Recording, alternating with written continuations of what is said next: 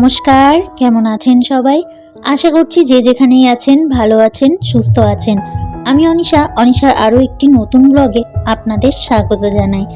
আজ কিন্তু 2024-এর শেষ দিন, মানে আজ 31শে ডিসেম্বর। সেই আনন্দ বা সেই দুঃখ কষ্ট সমস্ত কিছু নিয়েই কিন্তু আজকের দিনটা শেষ হবে। বছরের আজকে শেষ দিন। তো শেষ দিনটা আমি যেভাবে কাটাচ্ছি সেইভাবেই তোমাদের সামনে তুলে ধরছি। যাই হোক, সকাল সকাল ঘুম থেকে উঠে বাসি উঠানটা ঝাড় দিয়ে নিয়েছি। উঠানে আগে ছড়া দিয়ে নিয়ে তারপর ঘরে এসে ঘরের কাজগুলো করছি, মানে রীতিমতো বাসি কাজ বাজে হাত লাগিয়েছি। ওইদিকে ঘরটা ঝাড় দিয়ে নিয়েছি, তারপরে কিন্তু ঘরটা মুছেও নিচ্ছি। আর এদিকে বাবান এখনও কিন্তু শুয়ে আছে। আর আমার বাবানের শরীরটা মোটেও ভালো নয়, সেই মন খারাপ নিয়ে কিন্তু অনেকটা কাজ করছে। একবার ভাবছিলাম ভিডিও শ্যুট করব, একবার ভাবছিলাম করব না। তারপর ভাবলাম না, একটু ভিডিও শ্যুট করি, এতে মনটাও ভালো থাকবে, আবার তোমাদের সঙ্গে শেয়ারও করা হয়ে যাবে।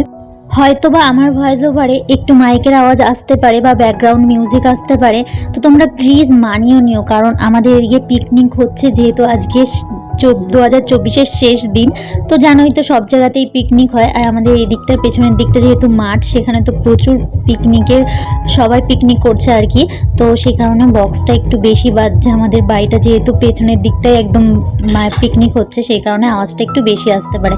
আর আমার রুমের সাইডেই কিন্তু একেবারে মাঠটা, সেই কারণে কিন্তু আমার রুমে বসে যেহেতু আমি ভয়েস ওভারটা দিচ্ছি, সেই কারণে আরও বেশি আসতে পারে। তো প্লিজ তোমরা মানিয়ে নিও। দেখো, কথা বলতে বলতে অনেকটা ঘরের কাজ এগিয়ে গেছে। ঘরটা মুছে নিয়েছি, ঘর বারান্দা সব মুছে নিয়ে এদিকে বাসনটাও ধুয়ে নিয়েছি। আগে বাসনটা স্কিপ করে গেছি, সেটা দেখাইনি। তারপর কিন্তু এখানে চলে এসেছি রান্নাঘরে এসে গ্যাস ওভেনটা মুছে নিয়েছি। তারপর কিন্তু টেবিলটাও মুছে নিয়েছিলাম, জামা কাপড় ছেড়ে নিয়েছিলাম। তারপরে কিন্তু রান্নাঘরে আমি জামা কাপড় ছেড়ে বলতে একবারে স্নান সেরে পুজোটা দিয়ে নিয়েছি। তারপরে এসেছি রান্নাঘরে এসে আমি এখানে একটুখানি খাবো ছোলার ছাতু, একটুখানি লেবু আর মধু দিয়ে আর একটু লবণ দিয়ে। তো সকাল সকাল একটু কিছু খিদে পেয়ে গেছে, তাই ভাবলাম একটু এই ছোলা ছাতুটাই খাওয়া যাক, হেলদিও হবে আর পেটটা একটু ভরাও থাকবে। সেই কারণে কিন্তু ছোলা ছাতুটা এখানে বানিয়ে নিয়ে ছোলা ছাতুটা শেষ করে এদিকে করে নিয়েছি চা। আর যেহেতু বাবানের পাপা আগেই চা খেয়েছে, বাবানের পাপা পরে উঠে গেছিলো, তো আমার স্নান সারতে ও চা খেয়ে নিয়েছে। তো তারপর আমি ওখানে একটুখানি পাউরুটি নিয়ে নিয়েছিলাম। এদিকে ভাতটা বসিয়ে দিয়েছি, ভাত বসিয়ে দিয়ে একটা গাজর সিদ্ধ দিয়ে দিয়েছি। তারপরে চলে এসেছিলাম ওপরে এসে ফুল গাছগুলো ছিল, এখানে ফুল গাছগুলোতে জল দিয়ে নিচ্ছি। আর বললাম বাবানের শরীর ভালো না, তো বাচ্চার শরীর ভালো না থাকলে একেবারেই কাজ বাজে মন বসে না, কেমন যেন আমিও ধিমিয়ে পড়ি। আর আমার ছেলের শরীর ভালো না থাকলে পরে না মনে হয় যেন আমার বড় একটা কোনো ক্ষতি হয়ে গেল, বড় একটা কিছু হচ্ছে না, এরকম একটা ব্যাপার মনে হয়। কিছুতেই মন বসে না, কিছুই ভালো লাগে না আমার।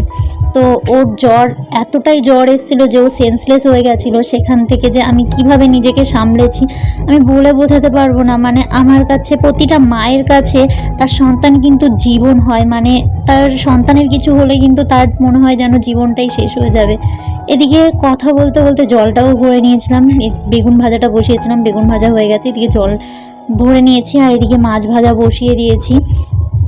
তো জিওল মাছ বা শিঙি মাছ, তোমরা কে কী মাছ বলো জানি না। আর মাছটা দেখো দেওয়ার পরে না লাফিয়ে উঠলো। এই মাছগুলো এরকম, আমি না একদিন রীতিমতো ঘাবড়ে গেছিলাম। মাকে যখন মাছ ভাজতে দেখেছিলাম কড়াইতে এরকম লাফিয়ে উঠেছে, আমি চিৎকার করে পড়েছি, ভীষণ জোরে চিৎকার করেছিলাম। তো মা বলছে কি হয়েছে, তখন আমি বলছি মা ওরকম করে লাফাচ্ছে, ভয় পেয়ে গেছিলাম। যেহেতু মা বলছে এরকম হয়, এই মাছগুলো এরকমই হয়, অনেকটা টাইম জ্যান্ত থাকে, সেই কারণে তো ডাক্তারে সবসময় এগুলো খেতে বলে। তো সেই কারণে আমার বাবানকে খাওয়াবো বলেই রাখা হয়েছিল। আর এদিকে পেঁয়াজকলি ভাজা আর আলু ভাজা করব পেঁয়াজকলির সঙ্গে, সেটাই কেটে নিয়েছি পেঁয়াজকলি। আর এখানে কিন্তু আমি আলুটাও কুচিয়ে নিচ্ছি। আর আমার এই চাকুটা দিয়ে এত সুন্দর যে কাটা হচ্ছে কি বলবো, মানে ভীষণ ভালোভাবে আমি কাটতে পারছি, কত সুন্দর আলুটা গোছানো হয়ে গেছে দেখো। আর এটা যখন নতুন কিনেছিলাম না, এতটা ভালো কাটা হতো না, তো সেই কারণে না বটিতেই কাটাকাটি করতাম। আর এই চাকুটা ধার দিয়ে আনার পর তো বেশ ভালো ধার হয়েছে, আর কাটাও যাচ্ছে খুব ভালো। আর এখানে করব একটু ফুলকপি আলুর ঝোল, সেটাই ওখানে আলুটা কেটে নিয়েছি আগে, তারপর ফুলকপিটা কেটে নিচ্ছি। আর ফুলকপিটা অনেকটা বড়, আর এখন শীতের সবজি ম্যাক্সিমাম সবগুলোই বড়ই আসছে, দোকানে বড়ই নিয়ে আসছে বাবানের পাপা। তো অর্ধেকটা আমি এখানে মানে কিছু এই যে ছাড়িয়ে নিয়েছি অল্প কয়েকটা, আর কিছুটা রেখে দিয়েছি কালকে যদি ভাজা করি, তো সেই কারণে। আর এতটা করলে আমরা খেতে পারবো না যদি পুরোটা করি, সেই কারণে কয়েকটা ফুল আমি ছাড়িয়ে নিয়েছি। তারপর এখান থেকে ভালো করে মাঝখান থেকে চিড়ে নিয়েছি। তারপর পেঁয়াজকলি আলু ভাজাটা এখানে বসিয়ে দিয়েছি, কড়াইটা গরম হয়ে গেলে তারপরে এখানে ভালো করে পেঁয়াজ কলি আলু ভাজাটা ভেজে নেবো আর কি। আর এর ভিতর দিয়ে দিলাম হলুদ, তারপর দিয়ে দেবো একটু লবণ দিয়ে লবণ হলুদ তো প্রতিটা সবজিতেই লাগে, এটা আর বলার নেই কিছু। তো তারপর কয়েকটা কাঁচা লঙ্কা চেরাও দিয়ে দিয়েছি, দিয়ে ভালো করে এখানে ভেজে নিচ্ছি। তারপর ভাজাটা নামিয়ে নেওয়ার পর এখানে তেল দিয়ে দিয়েছি, তেল দেওয়ার পর আমি এখানে ভেজে নিচ্ছি আলু আর ফুলকপিটা আগে ভালো করে ভেজে নিচ্ছি। সত্যি কথা বলতে কালকে যখন আমি আমার বাবানকে হসপিটালে নিয়ে গেছিলাম, নিয়ে যাওয়ার পর ওখানে যখন আমি দেখেছিলাম যে আমার বাবান পুরো সেন্সলেস হয়ে যাচ্ছে, আমার ভেতরটা যে কি হচ্ছিল আমি বলে বোঝাতে পারবো না, এতটা কষ্ট হচ্ছিল। এখন আমি ভয়েস ওভার দিচ্ছি তখনও আমার মনে হচ্ছে ভীষণ কষ্ট হচ্ছিল, মানে আমার ছেলে কতটা কষ্ট পাচ্ছিল এটা ভেবে ভীষণ কষ্ট হচ্ছিল। তখন তো সঙ্গে সঙ্গে ডাক্তাররা গায়ে হাত দিয়ে দেখলো এতটা টেম্পারেচার। তো দেখার পর সঙ্গে সঙ্গে আমরা বললো ওষুধ দিচ্ছি, ওষুধটা আগে খাওয়াও, তারপর ইঞ্জেকশন দিয়েছিল। তো সেখান থেকে অনেকটা সুস্থ, খুব একটা সুস্থ বলা যাচ্ছে না, কারণ ওর জ্বরটা পড়ছে না গায়ে থেকে, কিছুক্ষণের জন্য পড়ছে আবারও জ্বর চলে আসছে। তো সেটা ভেবেই খুব একটা ভয়ে আছি, জানি না কি হবে। ডাক্তার বলছিল যে যদি একটা ব্লাড টেস্ট করিয়ে নেওয়া যায় তো ভালো হয়। তো দেখি সেটাও করানোর ইচ্ছা আছে যদি খুব বাড়াবাড়ি কিছু দেখি। আর এদিকে আমি তোমার ফুলকপি আলুর ঝোলের ভিতর মশলা দিয়ে, মানে দেখতেই পেয়েছো আদা আর জিরে বাটাটা দিয়েছিলাম, দিয়ে আমি নামিয়ে নিয়েছিলাম। আর এখানে ফোড়ন দেওয়ার জন্য মানে ভাজা মশলা দেবো আমি, এখানে জিরে আর কিছুটা ধনে দিয়েছিলাম, সেটা এখানে গুঁড়ো করে নিচ্ছি। আর এখানে ফোড়ন দেবো, ওই কড়াইতে কিছুটা জিরে আর ধনে ছিল, তার ভেতরে তোমার আমি তেল দিয়ে আর একটুখানি শুকনো লঙ্কার গুঁড়ো দিয়ে আমি এখানে দিয়ে দিয়েছি ফুলকপি আলুর ঝোলটা, মানে মাছের ঝোলটা আমি এখানে বসিয়ে দিয়েছি। মাছের ঝোল ঠিক বলা চলে না, ফুলকপি আলুর ঝোলই বলে। তো এর ভিতরে আমি একটুখানি টমেটো অ্যাড করেছি, টমেটো অ্যাড করে তারপরে কিন্তু আমি এখানে ওই যে ভাজা মশলাটা নামিয়ে নিয়েছিলাম আর এটা দিয়ে আমি গুঁড়ো করে নিচ্ছি। আর আমি এটা না নতুন নিয়েছি সংসারের জন্য, জানো তো নতুন নতুন জিনিস কিনতে বেশ ভালো লাগে। আগে বিয়ের আগে কিন্তু যখন কোথাও যেতাম না, আগে দেখতাম কোথায় একটুখানি কানের কিনবো, চুড়ি কিনবো, নেল পলিশ কিনবো। এখন কোথাও গেলে আগে ভাবে আমার সংসারটার জন্য কি কিনবো, সংসারের জন্য নতুন কি কেনা যায়। এভাবেই হয়তো সংসারটা গুছিয়ে তুলতে হয়, প্রতিটা গৃহবধূ পারে আর কি এইভাবেই গুছিয়ে।